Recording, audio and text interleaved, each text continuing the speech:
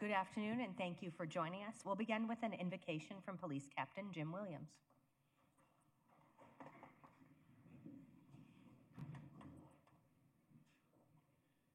Please join me in a prayer of invocation. Lord, I lift up to you our mayor, our city council, their staff members. They're precious and willing individuals that constantly share their leadership, talents, and gifting with our great city. Father, I ask you to draw the mayor and council close to you. Please anoint them with your wisdom, understanding, and discernment as only our Maker could do.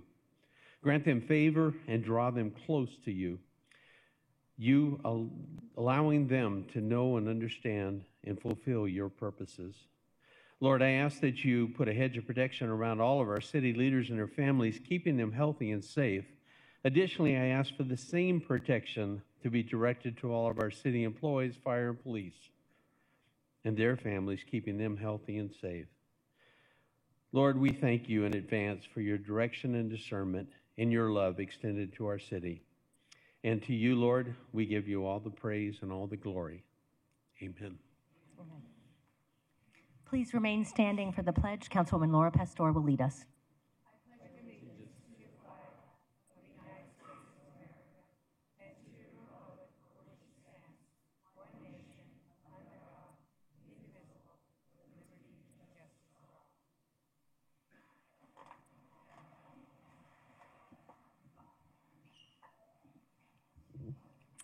Thank you.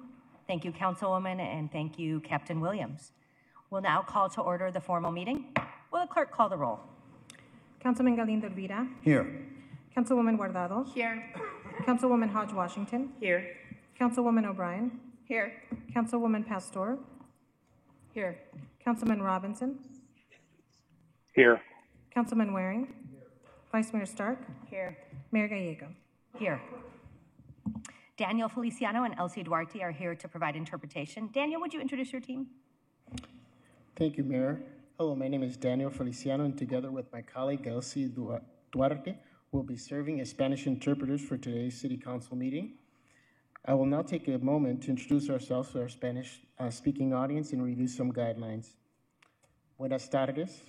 Bienvenidos a la reunión formal del Consejo Municipal. Mi nombre es Daniel Feliciano y junto con mi colega Elsie Duarte estaremos sirviendo hoy como intérpretes a nuestra audiencia de habla hispana.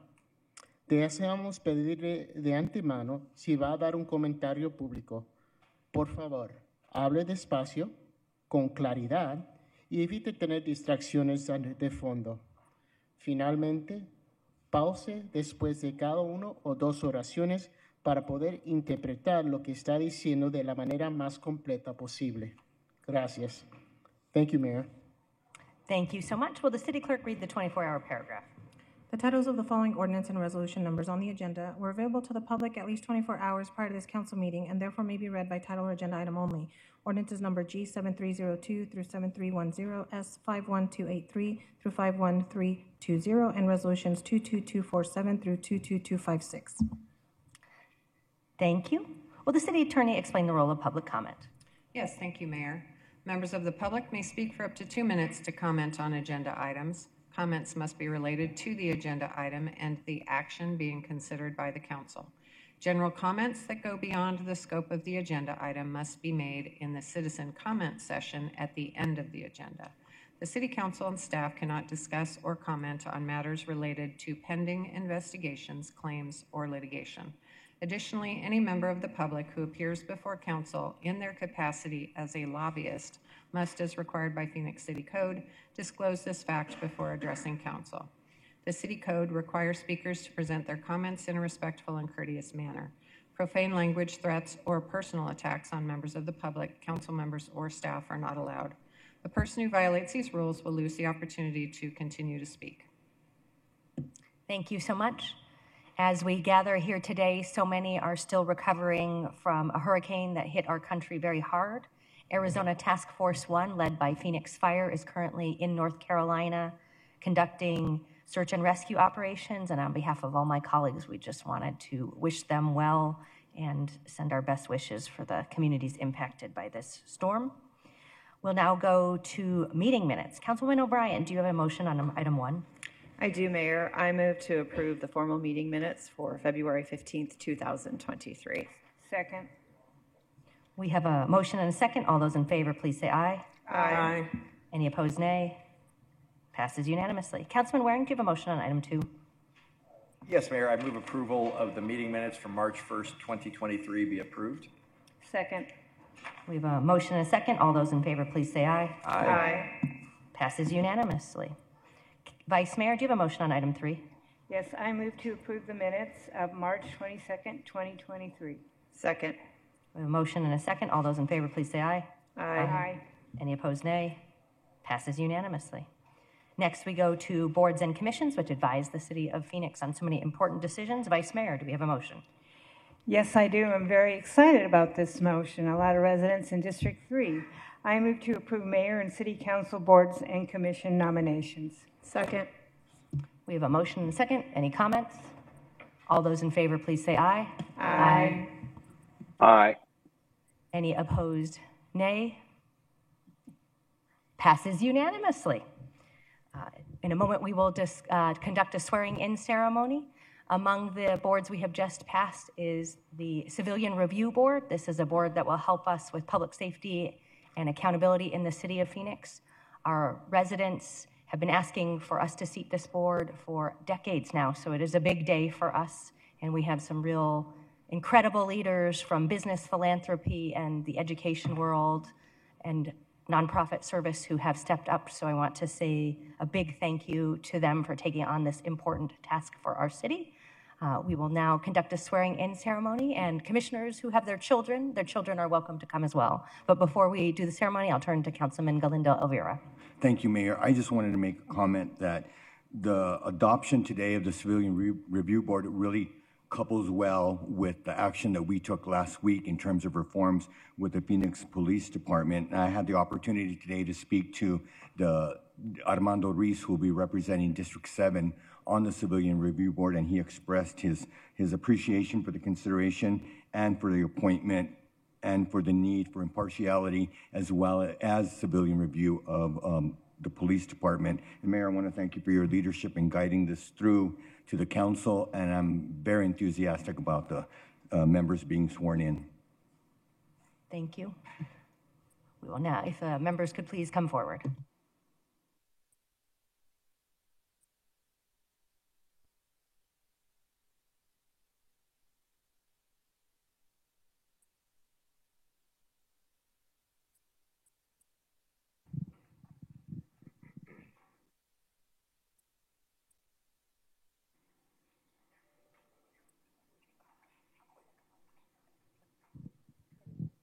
Please raise your right hand.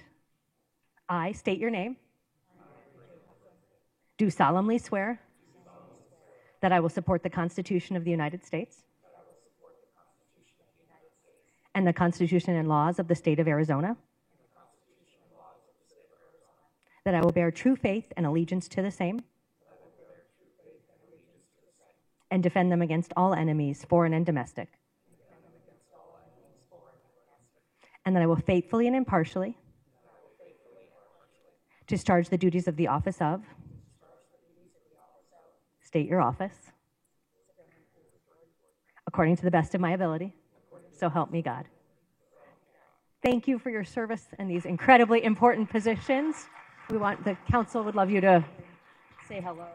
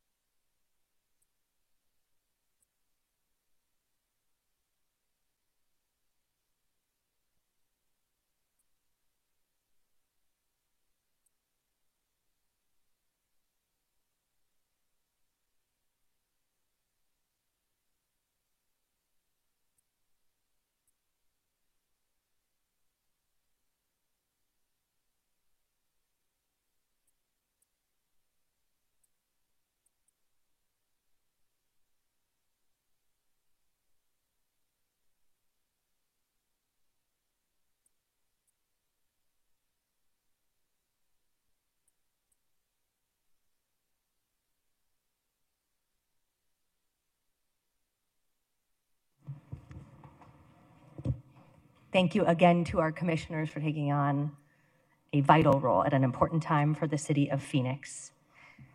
We next move to the liquor license portion of our agenda. We provide an advisory role to the state of Arizona on liquor license applications. Vice Mayor, do we have a motion? Yes, I have a motion to approve items 5 through 26. With the exception of item 26, I believe we have a speaker. Second. We have a motion and a second. All those in favor, please say aye. Aye. Any opposed, nay? Passes unanimously. Item 26 is Carbon Tapatio in District 8. With the councilman's okay, we will hear from the speaker first and then go for a motion. If our speaker could come forward. Eduardo.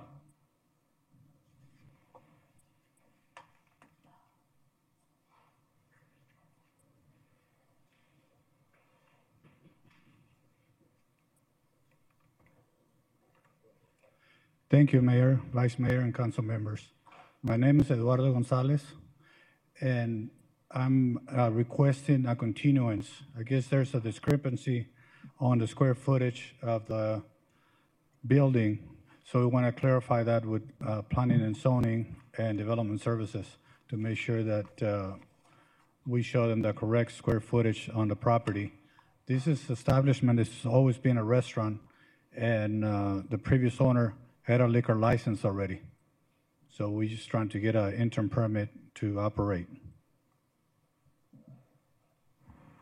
Thank you. Councilwoman.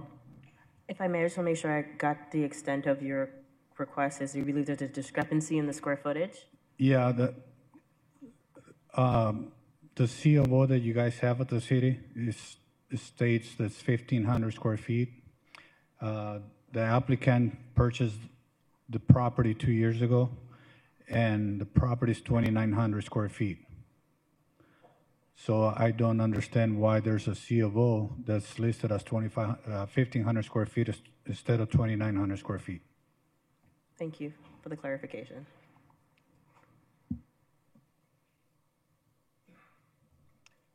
Thank you. Councilman Hodge Washington has a question for our team. Thank you, Mayor. Given can we respond to the concerns raised by the constituents, whether or not the square footage is, or the discrepancy in the square footage, how that plays into the liquor license determination, if any?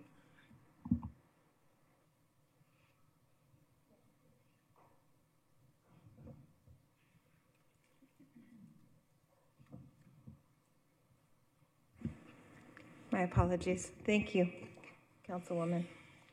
Mayor and members of the council, the square footage on the listed on the certificate of occupancy for this establishment would not affect the liquor license in this case.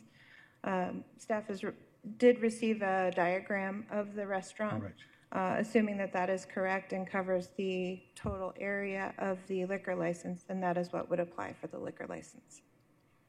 And with the concern regarding the square footage, as you know, the city serves more of as an advisory position on this. We don't make the final determination.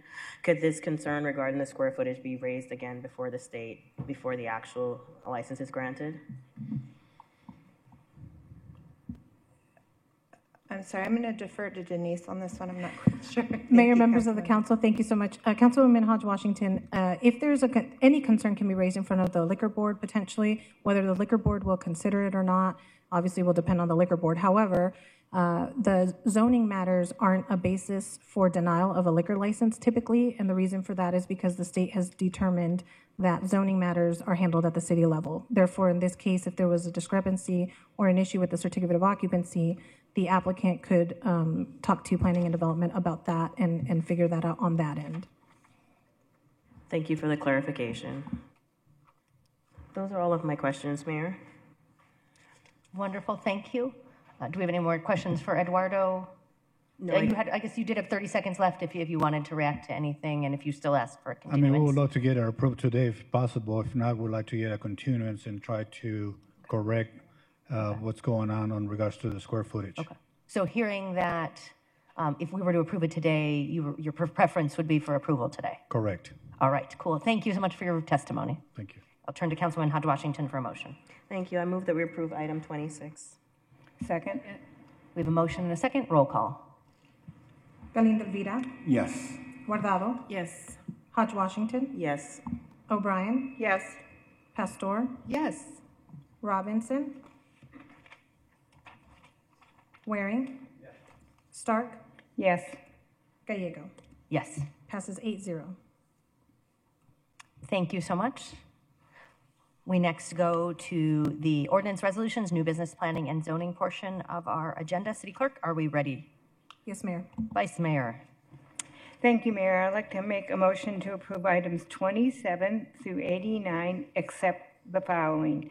Items 33, 40, 41, 49, 52, 55, 61, 63, 82, and 86 through 89, noting that item 89 has additional information. And can the clerk confirm if there's any other items that should be excluded for in-person public comment? Yes, Mayor, Vice Mayor. Also excluding items, I apologize, items 48 and 53. Items 48 and 53. Second. We have a motion and a second. Roll call. Galindo Elvira, Yes. Guardado, Yes. Hodge Washington, Yes. O'Brien, Yes. Pastor, Yes. Robinson, Waring, Stark, Yes. Gallego. Yes. Passes 8-0. Next, we go to item 33. Would the City Clerk please read the title? Item 33 is for ordinance G7310, an ordinance amending Chapter 23, Article 2, Section 30, camping of the Phoenix City Code. Thank you so much. Do we have a motion? Move to approve. Second. We have a motion and a second. Do any council members wish to provide comments before we go to citizen comment? I'd like to wait until after the comments. Great. We have Christopher Martinez, followed by Rhiannon. Christopher, the floor is yours.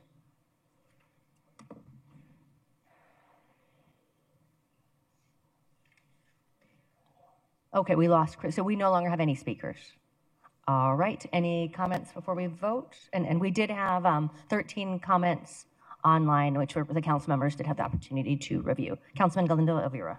Mayor, I know that this is a subject that we've discussed before in a prior vote.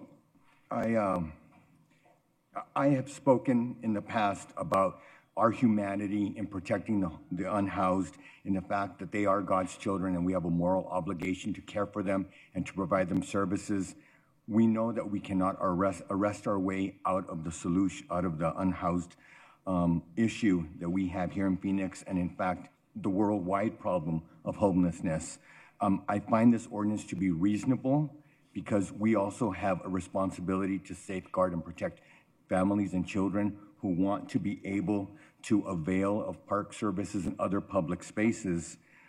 So I find this ordinance to be fair. I know that if there are fines to be levied, there's the opportunity for the community court, which is another way of providing resources and referrals for individuals. So I think that we are meeting the moment to support our unhoused residents within the city of Phoenix, and I will be voting yes. Thank you so much. Thank you for your passion and leadership. Any additional comments? Roll call. Galindo Elvira, Yes. Guardado, Yes. Hodge Washington, Yes. O'Brien, Yes. Pastor, Yes. Waring, Stark, Yes. Gallego. Yes. Passes 8-0. We next go to item 40, which is in District 5. It is federal funding for Maryville Parkway Terrace affordable housing rehabilitation. Councilwoman Guardado, do you have a motion and comments? Yes, I will start with comments. Thank you, Mayor.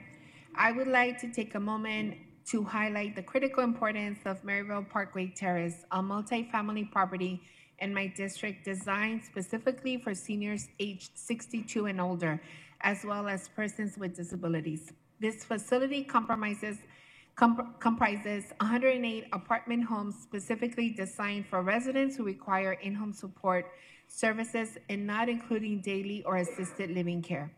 The rental costs are structured based on household income, ensuring accessibility for those who need it the most. Each unit accommodates no more than 2 residents, and it includes essential utilities such as electricity and water. Considering today's discussions surrounding item 33, it is imperative that we address the ongoing challenges faced by our seniors, particularly as they represent the fastest growing demographic experiencing homelessness. A multi-pronged approach is necessary to protect these vulnerable individuals and tackle the root causes of homelessness effectively. Projects like Maryville Parkway Terrace represent a responsible and necessary step forward in this endeavor.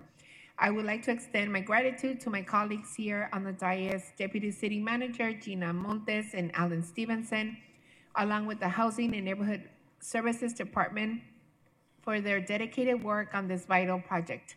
Together, we have an opportunity to make a significant impact in safeguarding our seniors. And with that, I would like to make a motion to approve item 40. We have a motion and a second. Any additional comments? Roll call. Galindo Rivera, Yes. Guardado, Yes. Hodge Washington, Yes. O'Brien, Yes. Pastor, Yes. Waring, Stark, Yes. Gallego. Yes. Passes 8-0.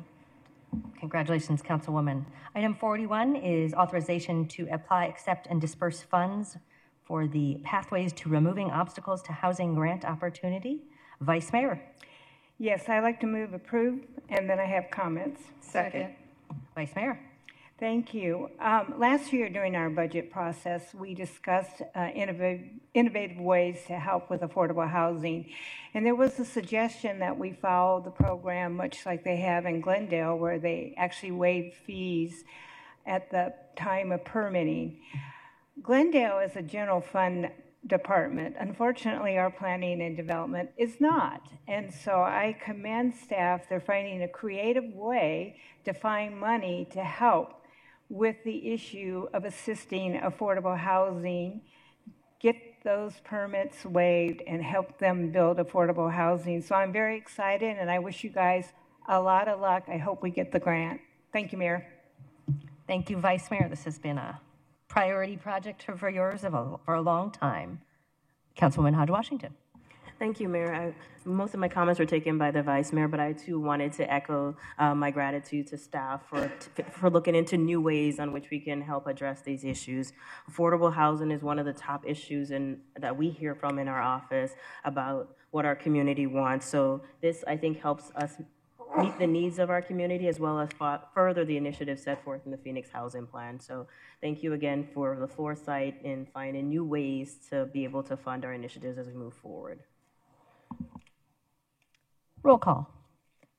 Galindo Rivera, Yes. Guardado, Yes. Hodge Washington, Yes. O'Brien, Yes. Pastor, Yes. Waring, Stark, Yes. Gallego. Yes. Passes 8-0. Next is item 48, our Bioscience Healthcare Strategic Initiative. Vice Mayor. I move to approve. Second. We have a motion and a second. Eric, please come forward for testimony. Hi, my name is Eric. I think that investing in bioscience priorities is an incredibly good idea. Our government's working on this thing called ARPA-H, which I was shocked to see only cost $25 million, like $40 billion was the additional request to set something like that up. I noticed that they built the building on Fifth Street, I believe just south of Garfield, because for the longest time, ASU and U of A medical schools had both been in downtown Phoenix. It's a beautiful campus, but what I'm saying is in that building, there's TGen, and there's several other companies partner with both schools. And I think when we try to be effective city leaders, we should think of what's probable, but also what's possible if we work together. So I definitely see cures for cancer coming. They're already sequencing cancer genes, unheard of rates using artificial intelligence.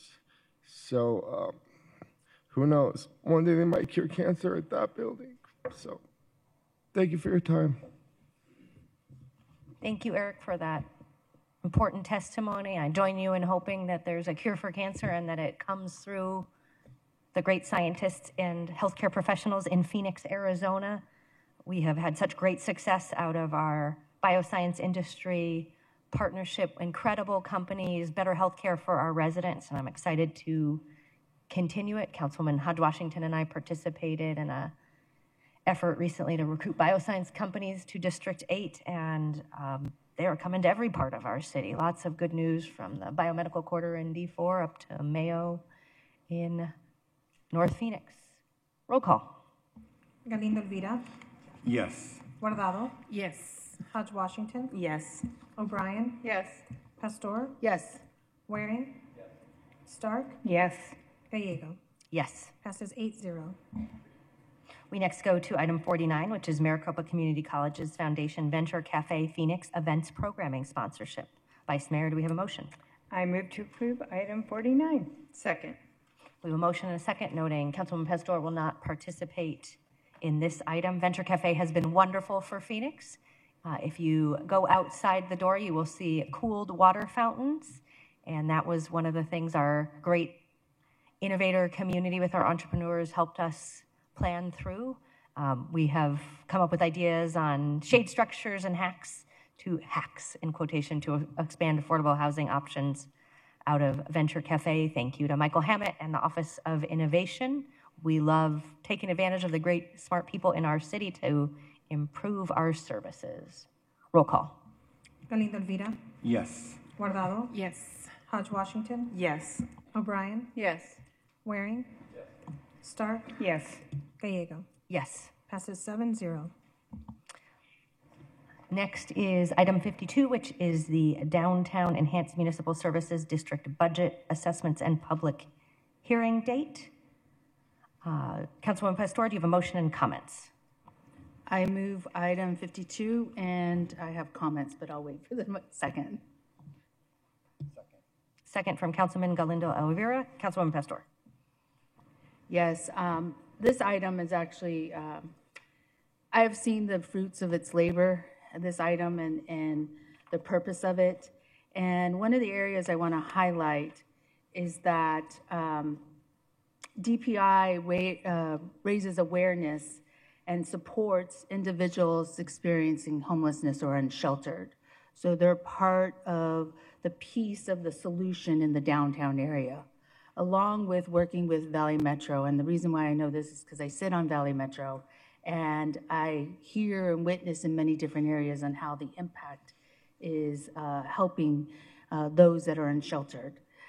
Secondly, the great thing is that we have a community resource hub at Central and Washington, and in this space, we work collaboratively to work with unsheltered services, including Downtown Phoenix ambassadors in the community assistance program, our CAP program, DPI contracts with outreach navigators, and the Phoenix Police Department downtown operations, and along with Valley Metro.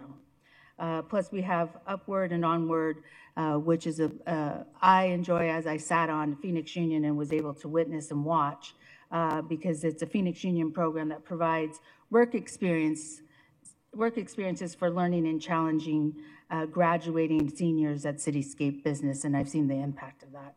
So I'm highlighting these areas only because this is what makes downtown the way it makes downtown thriving and vibrant. The other piece is the Clean and Green. I've worked closely with the Clean and Green team, in particular with the shade, to increase shade trees around our areas, and also have been able to solve in certain areas where trees are growing or we lost them and we needed to replace them. And so I want to highlight the greenery in downtown and the shade canopies that we're trying to build. Most importantly, this is what happens in my area too, and downtown is a great place to test a lot of things in order to move out to our other districts.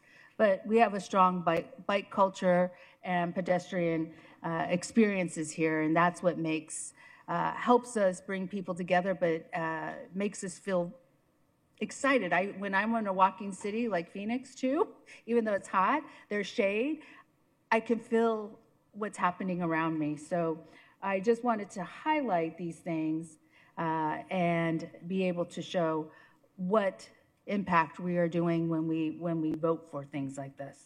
And finally, where I really had the experience of working in this space is working with the Community and Economic Development Department to attract new businesses and companies, which then come in and we're able then to help with also some of the retail gaps that we have in downtown.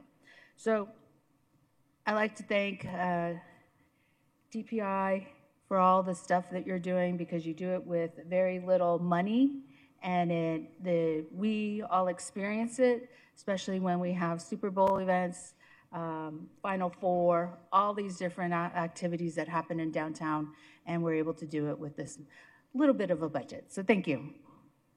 Thank you, Councilwoman Pastor. Devney and RJ are here to provide testimony if necessary. Hearing that great testimony already provided, we will leave it to Councilwoman Pastor. Roll call. Galindo Elvira.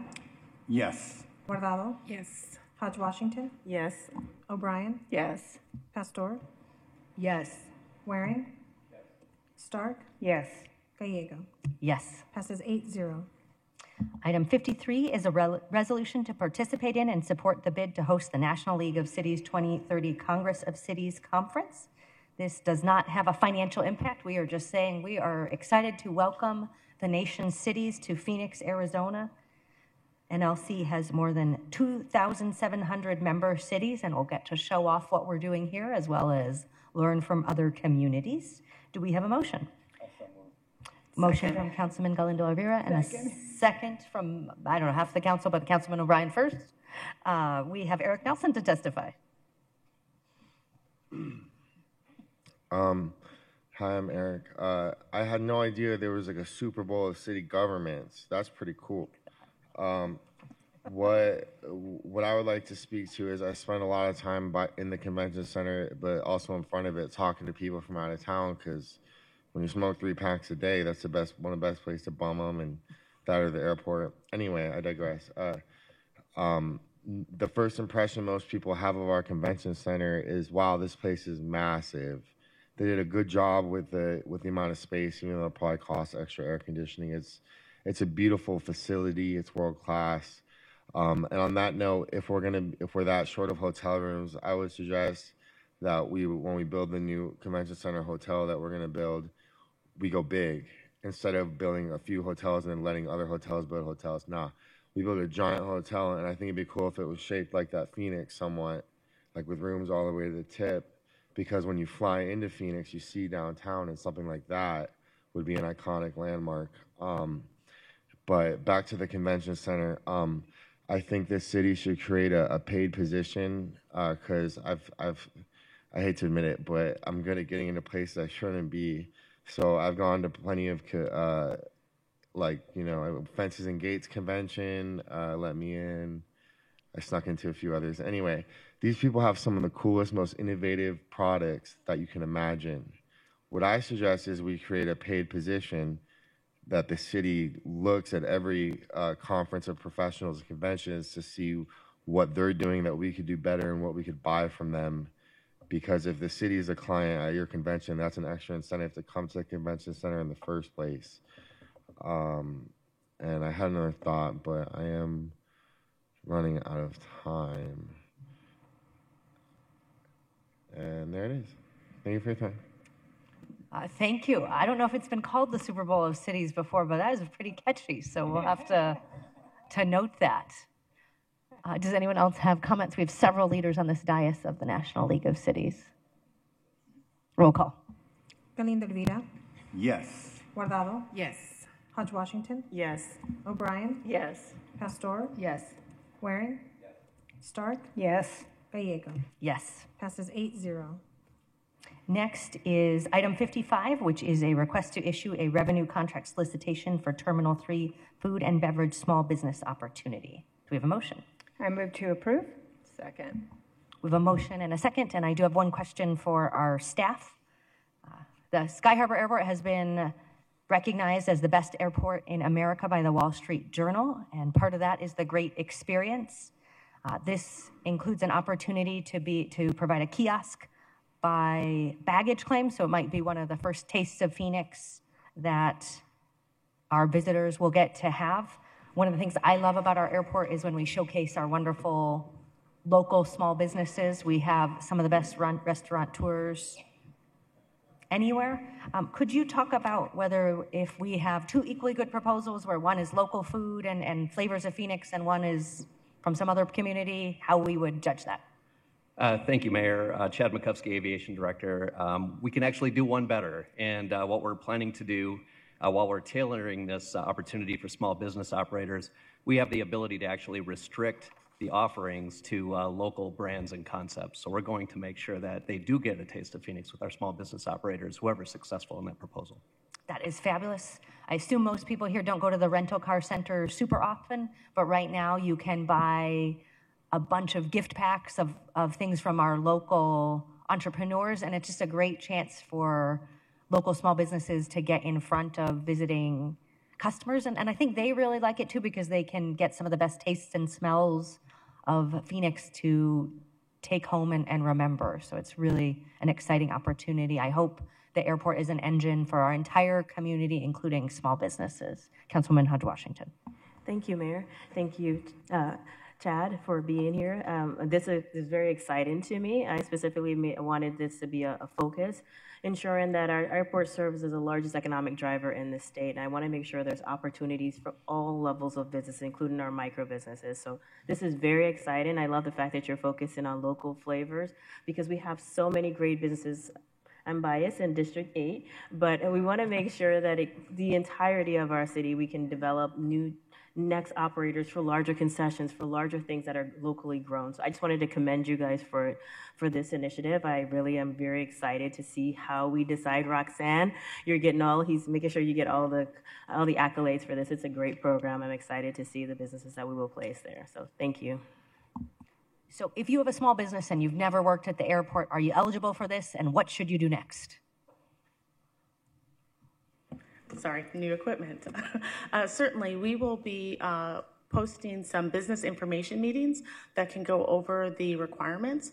So basically, if they qualify under the small business definition with the Small Business Administration, which has great latitude in what qualifies as a small business, we'll go over that opportunity. We're really excited the fact that we have lessen the capital requirements for them because we own the equipment and we'll actually do the maintenance for it. So we're really wanting to see them an opportunity to grow and be successful and then grow into other opportunities. But we'll be posting those soon, and we'll also share that with Mayor and Council so that you can help amplify the message of to come out and hear more about the business opportunities. And there's somewhere you can register to get email notification, yeah?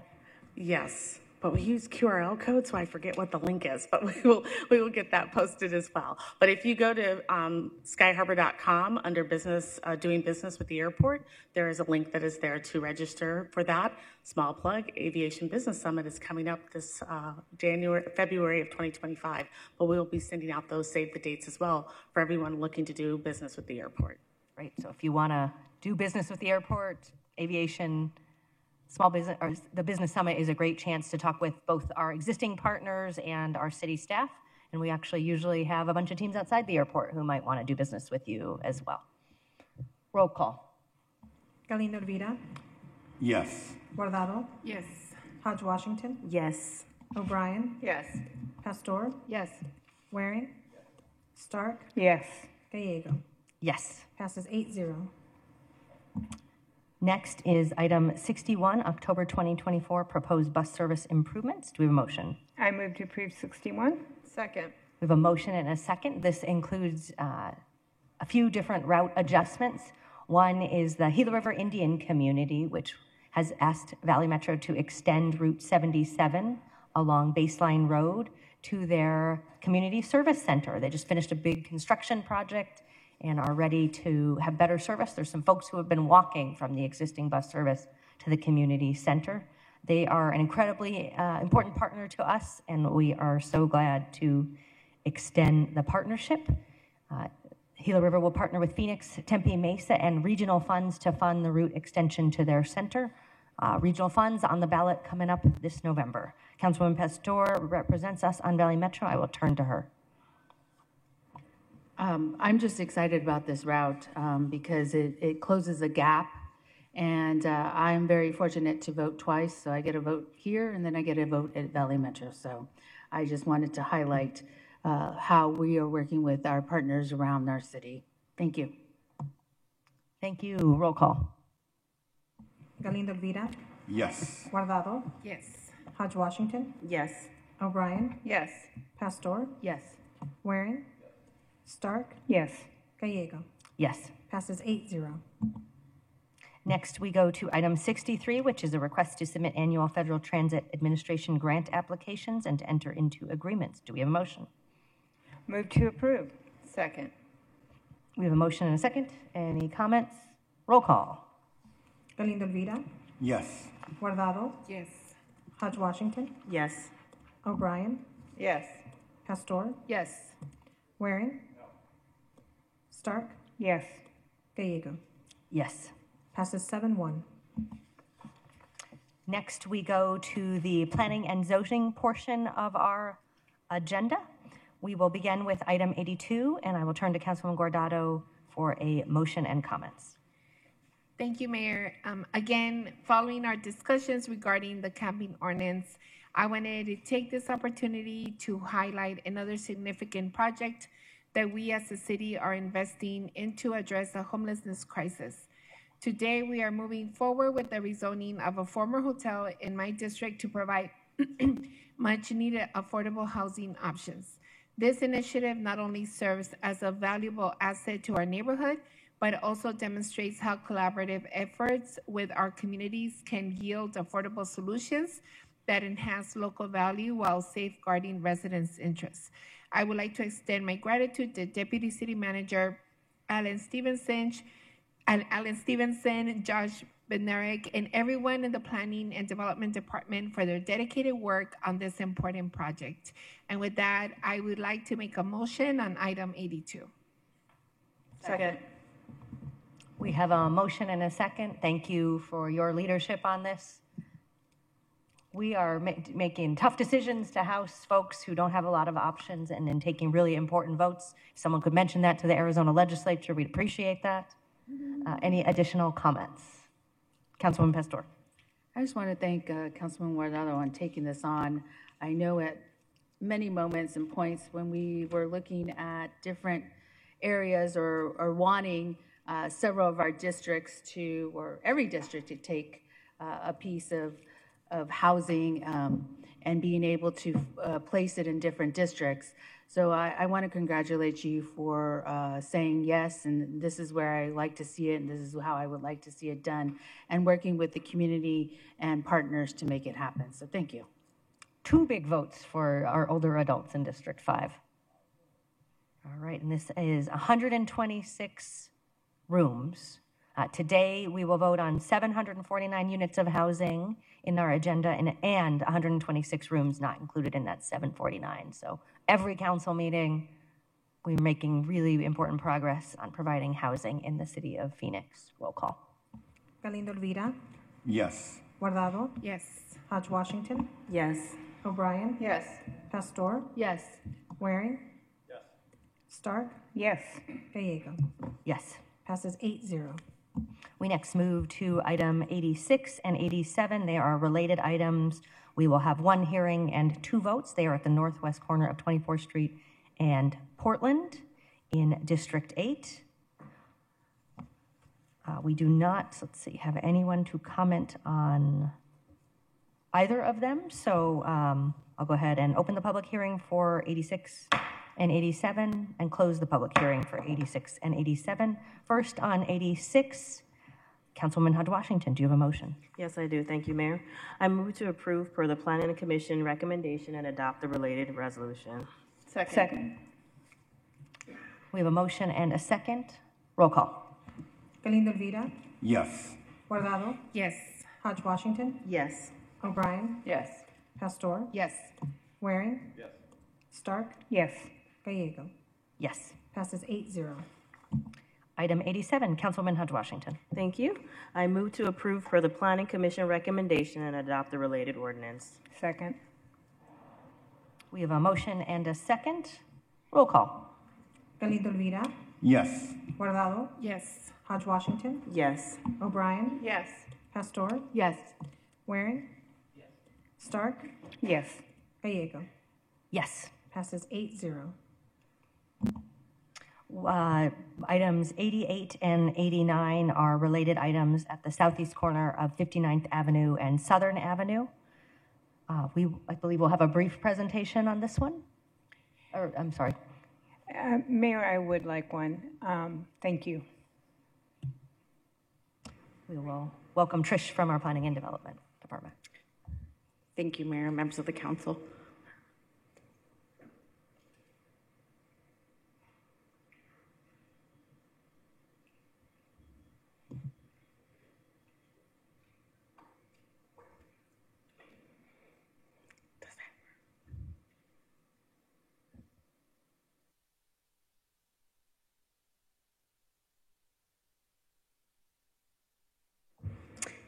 All right, thank you. Thank you, Mayor and members of the council. Yes, items 88 and 89 are located at the southeast corner of 59th Avenue and Southern Avenue.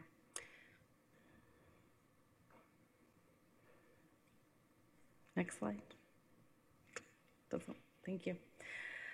Item 88 is GPA LV-1-24-8. It is a request to amend the general plan land use map from residential 3.5 to 5 and parks open space privately owned to residential 3.5 to 5 and residential 5 to 10 and parks and open space privately owned. Item 89 is Z-25-24. It is a request to rezone the site from R18 and golf course to a plan unit development to allow single-family residential, attached and detached, and golf course uses. The proposed PUD will redevelop a golf course and support new residential uses adjacent to 3 arterial streets, Southern Avenue, 59th Avenue, and Baseline Road.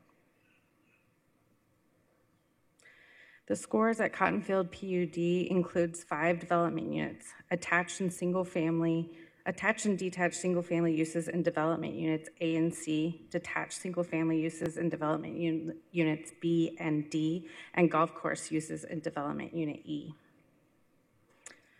The renderings provide an illustration of the conceptual golf course upgrade, clubhouse, conceptual residential gate, and character of the new residential homes. The Deer Valley Village Planning Committee recommended approval of GPA-LV-1-24-8 and Z-25-24 per the staff recommendation by a vote of 6 to 2. Sorry. Oh, go back. And the Planning Commission recommended approval of the general plan amendment per the Levine Village Planning Committee recommendation and Z-25-24 per the Levine Village Planning Committee recommendation with a modified and deleted stipulation.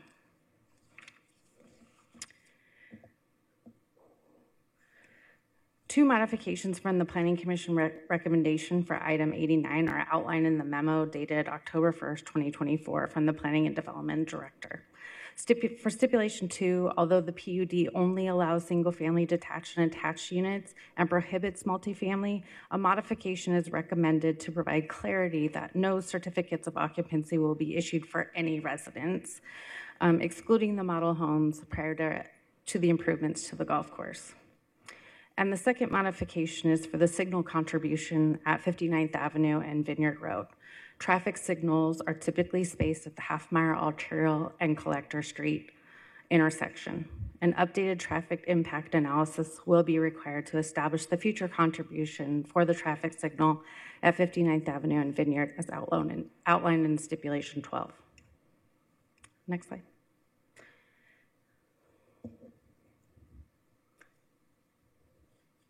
Staff recommends approval per GPA LV-1-24-8 per the Planning Commission's recommendation and adopt the related resolution. And staff recommends approval of Z-25-24-8 per the October 1st, 2024 memo from the Planning and Development Director and adopt the related ordinance. happy to answer any questions. Thank you. Thank you, Mayor. I just wanted to thank staff on the clarification of the traffic improvements. I know that was an issue. I know this isn't in my district, but I did get some emails on it, and that seemed to be a sticking point, and it looks like you have a stipulation that addresses that. Thank you, Mayor. Thank you. And good news on the golf course getting fixed up. A lot of people have been working long and hard for the news we hope is coming from this vote. I will open the public hearing. I do not have any to testify. I will close the public hearing. Vice Mayor, do we have a motion first on 88?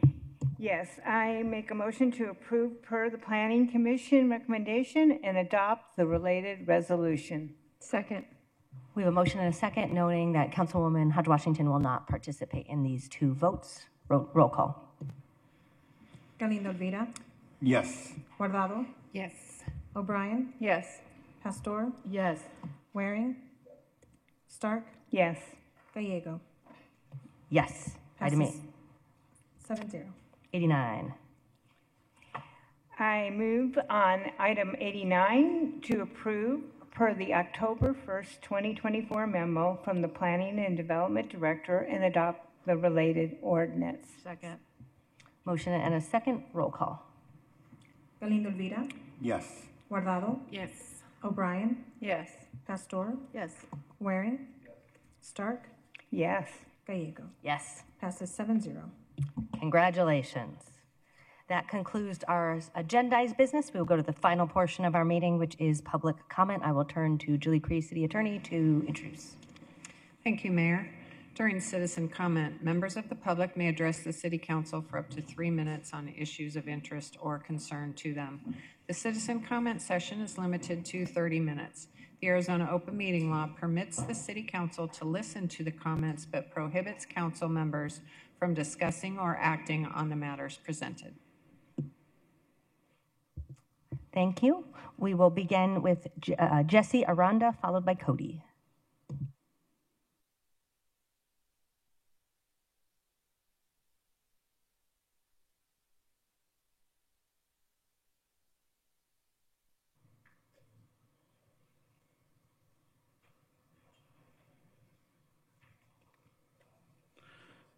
Good afternoon. My name is Jesse Aranda. I'm here. I came here today as a name and a face of a victim of a crime. I was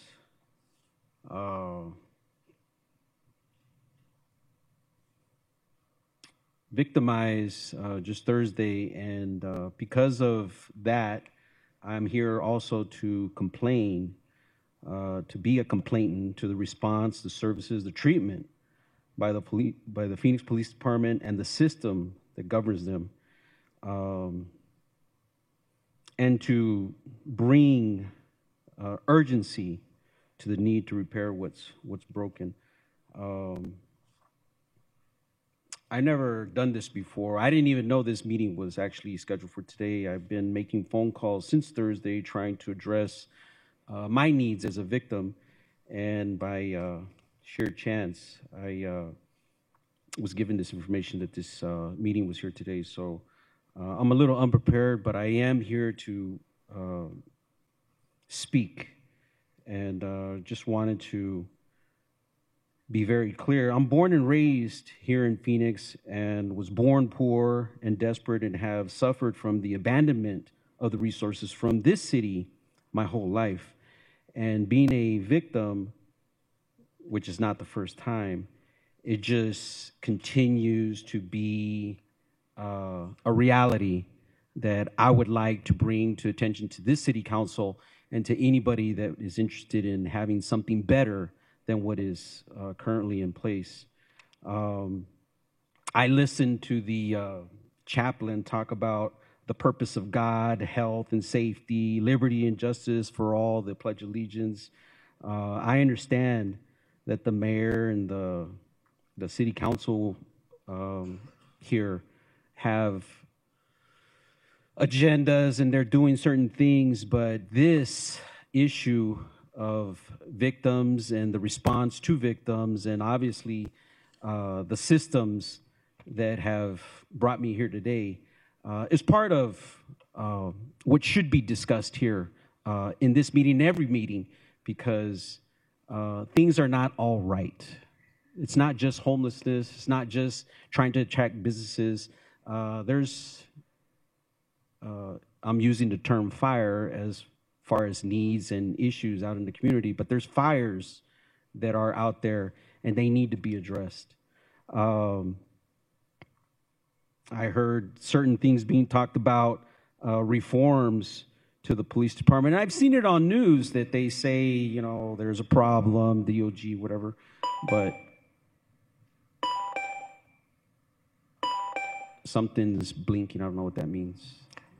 Each individual gets 3 minutes to testify, so thank you for your important testimony.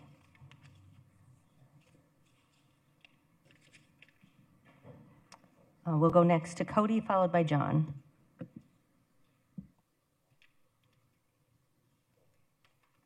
Good afternoon. My simple argument today is asking, why do you believe a flower meadow is ugly? Why are we allowing roses but actively destroying so many other flowers? If life is of any value to us from a scientific or religious view, we'd be actively pursuing a city policy that minimizes life destruction and resource waste. Y'all be a friend to nature, seeking a cooler city, more shade, and cleaner air. You'd want nature places to relax in and be alarmed about the global decline of pollinators, a labor force worth trillions globally. So in the simplest terms, I say if you as a sane and capable counselor, you'd make water conservation, shade, and natural spaces a top priority. Our city and state should be a leader in this. We're a leader in wasted space and resources currently. A few examples. Everywhere you look in this city, there is some plant that is needlessly being cut. On every roadside, some poor city worker is told to cut these plants into a circle. Between the sidewalk and road where there could be a bouquet of flowers, there is instead a ball of sticks on the verge of death local plant that we put there only to kill. Whole areas of this are gravel, and people running around cutting the life off of it. Thousands die each year, and when the plant dies, it ain't replaced because that's expensive. Instead, it's just a bigger gravel patch. In every neighborhood, there is some fool watering their yard at 5 p.m., and yet this is happening in city parks as well. How much more traffic is created in cities by a constant drone of loud trailer trucks with whirling death machines racing from one neighborhood to the next to butcher whatever is living outside? Palo Verdes and mesquites are strong trees when we let them grow naturally, but we go by every tree, cut off half its limbs, and force it away, and that's the biggest reason these trees fall and break and die. In 10 years, we could have a forest for a city, and we get to see the stars again, and that's true on a global level, and we should be leading this. If you as a remotely competent body, you'd at least respect individuals' rights. Freedom of speech. I know flowers are better than grass, and plants are better than concrete. Religion. The Lord said all these plants are of their own seed, and where I have sown them is good. Security of our own property. I could legally put up many ugly flags and vulgar statements on my front yard, but if I want to simply stop cutting and killing everything on my yard, I'll get fined days' worth of pay by the city blighters who see a dirt lot as perfectly acceptable, but my very alive local meadow, which looks like what the sides of streams or mountain valleys might look like, what many people travel outside the city to see, is growing in my front yard. Bodily autonomy. I want a wall of nature to protect myself. I can't control the air, but then mowers and whackers, big rigs driving around, they're using a lot of energy, making a lot of noise, and that's the biggest reason these city codes are stupid. It isn't just the death of the flowers and bugs, or the no stars, the pollution, noise, and air, especially when we think about that added AC usage because it's so much hotter. It's a tragedy that people have to do such a cruel job. It's a major allergen, one. And two, these people could be planting vegetables, cooking food, building homes. They have other skills that they would prefer doing. Immediate actions are changing the code of allowed grass height from 6 inches to 1 foot. Not allow homeowners associations to require cutting of native plants. Ban watering outside while the sun is still up. Ban mowings and cuttings on the weekend and before 8 a.m. Have plant vine shade structures over every sidewalk, every school with a greenhouse. Double the native trees at all city parks and schools. Require apartments to let the plants grow if they aren't a walkway hazard. Look, y'all, plants are good. Shade is cool. Cutting is killing. Let it grow. It's saving money and resources. Thank you. Thank you. John is next, followed by Brett.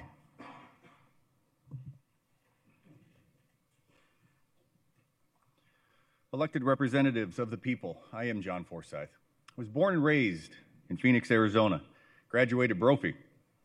In all of my years of studying the Constitution and the history surrounds it, I never thought I'd be standing in front of American government lecturing them on civil rights.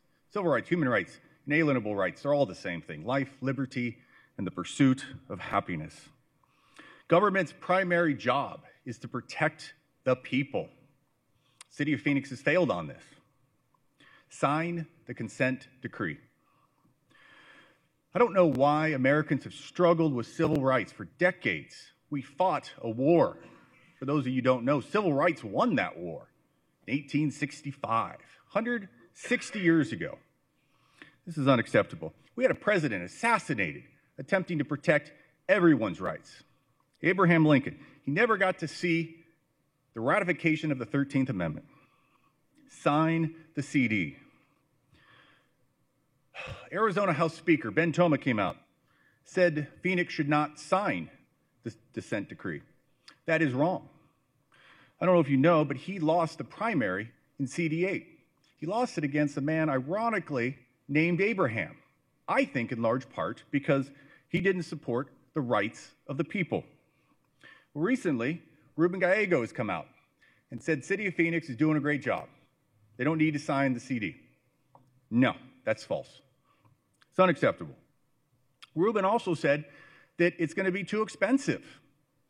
Now, I happen to personally think that civil rights they're priceless. You can't put a value on it. It's going to cost the City of Phoenix $5 million. So I asked Ruben, what value does he put on civil rights? It's obviously something less than $5 million. Sign the consent decree. Nothing has been done in the last 3 years. I have this sidestep tiptoe report. It's propaganda. We published YouTube videos. Said we're going to do a better job. Democracies do not publish propaganda. We had an OAT, Office of Accountability and Transparency. Your director quit because he was being bullied and harassed with doing his job. Now, you did do one thing. You replaced him after he quit. And then there's me. I had an experience that I brought forward to this council about an officer that said he wanted to, quote, take off his uniform and kick the shit out of me. Look at me. Really? This council did nothing. You're failing the people. Do your job. Protect the rights of the people. Sign the consent decree. Brett is next, and our final speaker will be Eric.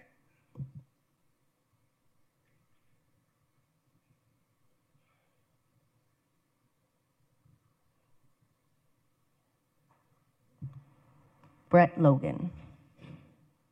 All right, Eric, bring us home.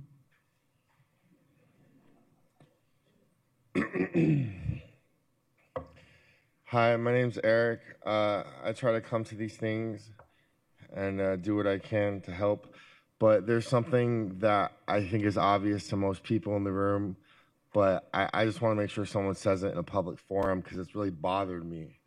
I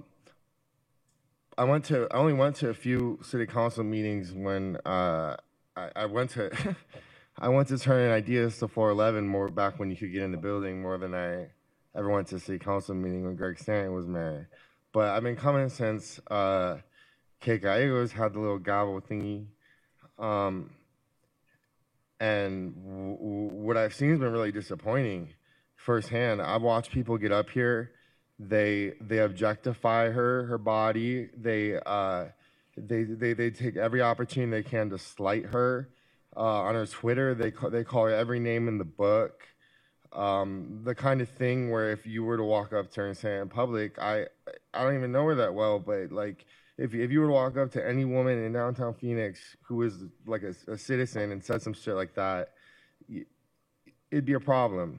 And people like hiding behind keyboards, but even people that come up here in person, they're just so jealous they can't stand it. It upsets me. Harvard women don't make a habit of working for like $100K a year. You start out at like $300K with like, it only goes up from there with like golden parachutes. So really we're on her time, the way I look at it.